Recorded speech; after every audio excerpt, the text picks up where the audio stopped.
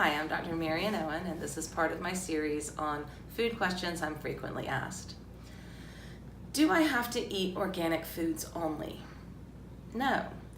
Organic foods are simply foods that are grown without pesticides and herbicides. And while I do think that we should absolutely be limiting our exposure to new-to-nature chemicals in every way possible, if you don't have the money to afford organic foods, you can eat other foods healthfully.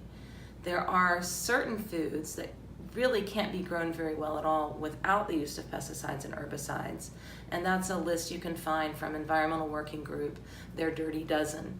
And in general, what that is, what I try to eat organic is berries and the stone fruits, which are apples, peaches, pears, plums. Those tend to be very heavily sprayed.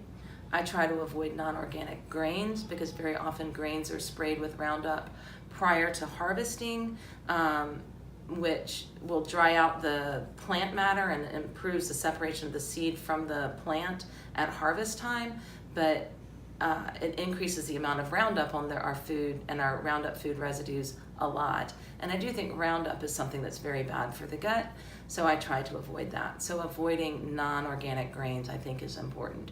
But beyond those foods, there are many foods that grow very comfortably without pesticides and herbicides at all, the Clean 15 in the Environmental Working Group side, and I think those are perfectly fine to eat if you can't find them in a non-organic way or you can't afford the organic version.